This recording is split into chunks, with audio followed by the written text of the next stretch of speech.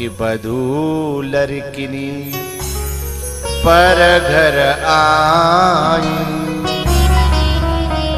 राख्यो नयन पलक की ना। अरे मैया, जो बच्ची पराए घर से आ रही है ना, उस पर ज्यादा शासन मत करना। यदि हमने कच्चे घड़े पर ज्यादा जोर डाल दिया तो फूट जाएगा, हैं? छटक जाएगा। ऐसे ही कच्ची बच्ची है अभी, और उस पर हम सास बन करके जब शासन करती हैं तो वो अपने भीतर से फूट जाती है, चटक जाती है, कलेजा फट जाता है। धीमे धीमे इंतजार करिए, जैसे जैसे वो मैच्योर होगी, जब वो बड़ी होगी, समझदार होगी, हैं? जब वो उसके अंदर मैच्योरिटी आएगी ना, तो वो तुम्हें समझने लगेगी, उसकी फीलिंग्स डेवलप होंगी, तब वो जान पाएगी कि तुम माँ क्या होती है, सास क्या होती है, हैं? अभी तो मैं ऊधम करती थी, यहाँ मायके में बार बार ऊधम करती थी, लड़ती थी, झगड़ती थी, रूठती थी, मनाती थी, हैं? अब वो एकदम बहू बन गई, तो एकदम तुम उनसे आशा करो कि ऐसे रहे वैसे रहे। अब बेचारी अपनी साड़ी नहीं संभाल पा रही वो, तो अभी अपनी जिंदगी कैसे संभाल पाएगी, है ना? लेकिन थोड़ा सा इंतजार करिए, हैं? धीमे धीमे यूं कहता है गावन में, सीखत सीखत सीखेगी और भरे भरे डलिया पीसेगी, हैं? सीखत सीखत सीखेगी और भरे भरे डलिया पीसेगी। अच्छा, मेरे बहुओं से भी एक कहना है, जो बच्चियां बहू बन करके जाती हैं और सबसे पहले जाकर के अपने पति के कान में 2-4 महीना बीते से शुरू कर देती है, हमको अलग होना है।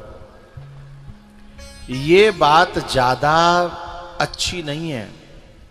माना कि अपनी पर्सनल जिंदगी जीने का जिन्हें शौक होता है, उन्हें तो ये बात बुरी लगेगी, क्योंकि वे तो शुरू से सोच के आई तक हम और हमारे बे, न मम्मी न पापा, हैं? तो वे लोग तो ठीक नहीं है समाज के लिए। भाई एक बात बताओ, जब उन्होंने, मम्मी पापा ने तुम्हें अपनी जिंदगी में स्वीकार किया है, तो तुम्हें भी उनको अपनी जिंदगी में स्वीकार करना चाहिए, हैं?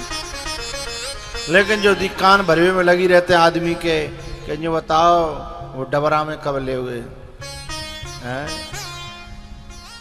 शिवपुरी में कब ले रहे हैं प्लॉट, हम तो वहीं बनवाएंगे। अब एक दूसरे की तरफ देख रही हैं और देख रहे हैं। इसका मतलब क्या होता है कि बात कुछ जानी पहचानी सी लग रही है, हैं? तो भीतर लगी रहेंगी, भीतर ही भीतर। अच्छा, खुद कभी नहीं कहती, बस आदमी को मोहरा बनाती हैं। ये 2-4 साल तो आदमी इस बात में काट जाता है कि कहेंगे, अभी मोकू तो शर्म लगेगी, 2 साल वही है, दुनिया का कहेगी, भैया का कहेगो, मम्मी बोलो कहाँ कहेगी, है मोगुआ तो न कम से कम अपनी इज्जत की चिंता कर, मेरी चिंता कर।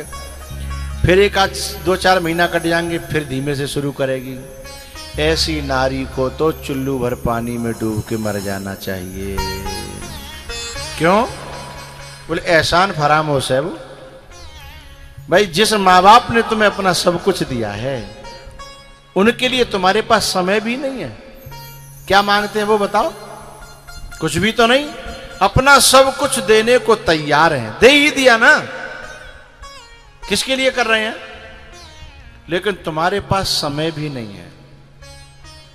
अच्छा, दुख तो मुझे तब होता है कभी कभी, ये गांव के लोग जाके सिटी में बस जाते हैं ना, और उनके मम्मी पापा गांव में रहते हैं, तो सिटी में गाड़ी लेंगे और कभी माँ बाप पहुंच जाए तो घूमने जाएंगे ना, तो माँ बाप को घुमाने नहीं ले जाएंगे। मम्मी पापा से कहेंगे तुम घर रहो, हमने कहा भाई आए काम तो जा रहे हैं। माँ बेचारी आवेगी कि लाला मऊला चल, कहाँ जा रहे हैं? मैं चलूंगी, हैं? बोले जगह नहीं है गाड़ी में। बोले है तो सही। अरे वो पिल्ला बैठेगा ना, पिल्ला पार के रखते हैं, वो पैसों से आते हैं वो पिल्ली, हैं? बोले पिल्ला बैठेगा। तो कितना दुख होता है, माँ के लिए जगह नहीं है, किसके लिए है? पिल्ले के लिए। कितना दुख होता है?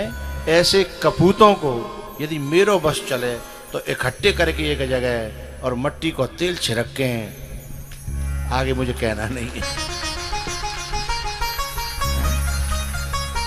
उन्हें जीने का अधिकार है। तुमने अपनी माँ की जवानी को, अपने बाप की जवानी को, सबको ले लिया है, और तुम समय आने पर तुम एहसान फरामोश हो रहे हो, दगेबाज हो रहे हो। ये ठीक नहीं है।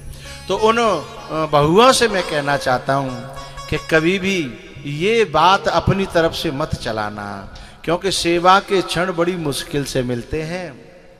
सेवा के क्षण बड़ी मुश्किल। जवानी में जितनी सेवा कमाए लोगे, बुढ़ापे में तुम्हें ब्याज लगा के उतनी ही